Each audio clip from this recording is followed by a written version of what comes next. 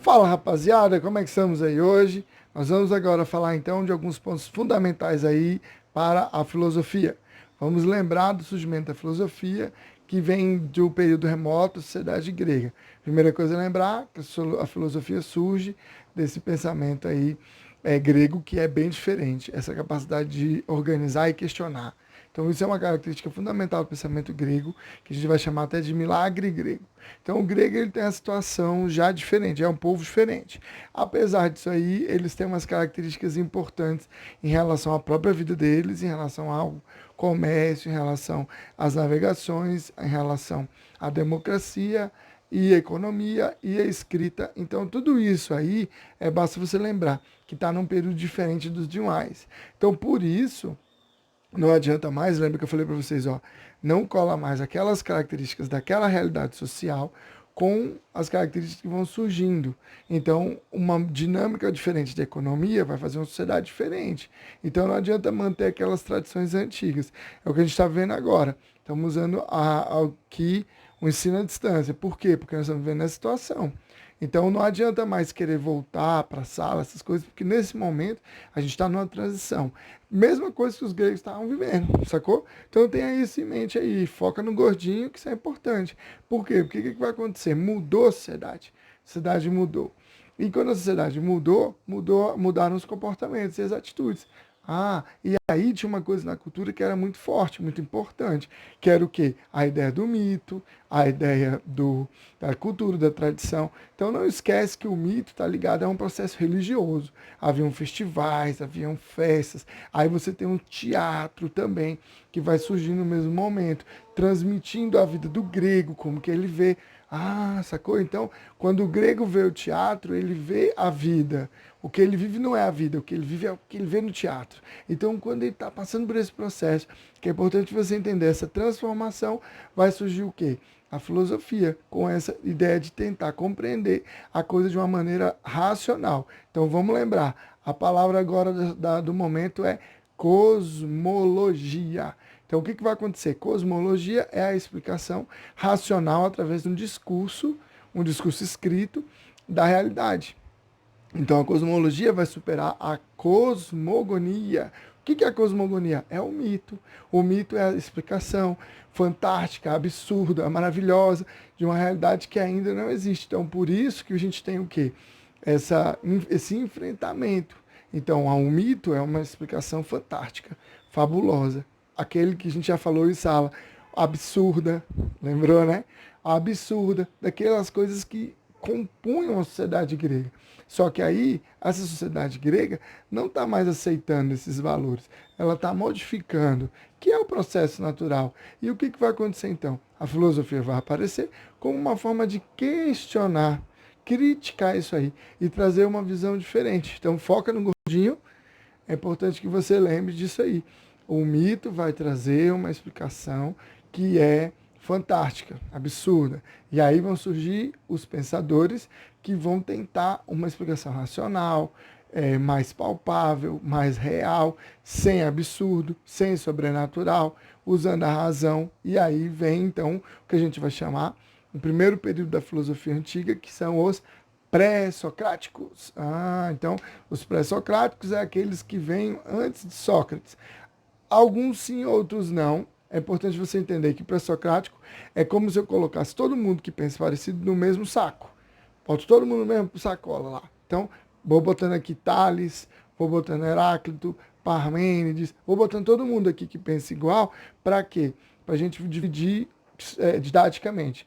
Então, pré-socrático. Pré-socrático serão quem? Os filósofos da natureza. Aqueles caras que explicam como a natureza deveria se organizar. Então, você vai acompanhar depois no livro, eu vou dividir as atividades que você vai fazer, mas a gente está dando uma retomada aqui. Então, os pré-socráticos são aqueles primeiros autores que vão fazer essa tentativa de explicar a realidade sem usar o mito. Então você vê assim, por exemplo, né? Estamos vivendo nesse momento muito crítico em relação à saúde pública e à saúde de maneira geral, com essa questão do vírus. Aí a gente pode tentar pensar por que isso aconteceu, né? Qual que seria a explicação? O que é um vírus? Então você pode encontrar que essa é uma explicação religiosa, dizendo que é uma forma de expurgação que a humanidade tem que passar. É uma explicação válida? É, mas é uma explicação sobrenatural, mitológica.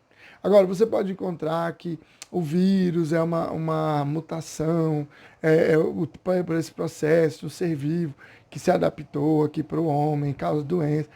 Isso é uma explicação já mais científica, que também é válida. Então é importante você entender que a filosofia vai fazer um processo de formação, de conhecimento, que é um pouco diferente do processo anterior do mito. E esse embate, ele vai permanecer. Tá? Então existe até hoje essa questão do que é o que a gente considera certo, o que a gente não considera, dentro daquelas formas de saber. Tá? Então o mito ele vai ser baseado no senso comum. Então os filósofos pré-socráticos eles vão começar a criticar esse senso comum para explicar as coisas. Então um dos que se destacam, então a gente tem lá o Tales, que ele vai falar que é o primeiro, que vai falar que o universo tem uma unidade, que é a água.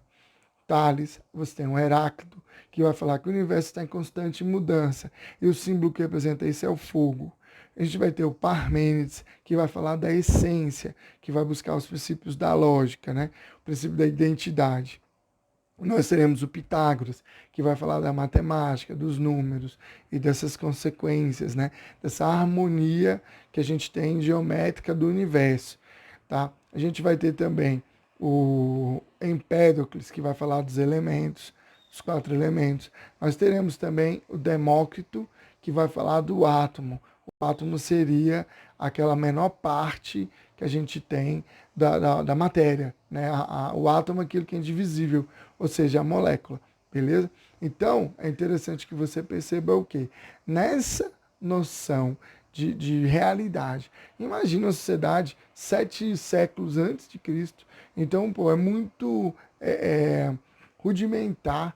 As coisas não são tão como a gente tem hoje. Então, a observação deles é muito limitada.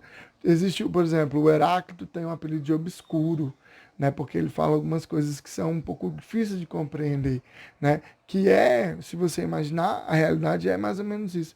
Então, os pré-socráticos, eles têm essa preocupação em explicar a natureza. Por isso que eles são chamados também de fisiocratas ou filósofos da natureza. Então, natureza, physis, tá? E aí, esses autores, eles vão chegar a várias conclusões, diversas conclusões diferentes, diversos períodos do período grego, né? do movimento grego. Outra coisa importante para lembrar também são que esses pensadores eles são de vários locais diferentes. Então, diferente dos demais que a gente tem, eles são autores que estão em várias partes da Grécia, né? Então tem na Itália, tem na Pérsia, tem mais para o Irã, tem mais para o centro da Europa. Então eles estão espalhados, não é um local só, beleza? Então isso é basicamente para a gente começar a relembrar aí esse primeiro momento da filosofia. A gente vai dar uma parada e aí a gente vai fazer atividades que eu vou colocar depois para vocês lá no mural, tá bom? Um abraço do Gordinho e até bem em breve.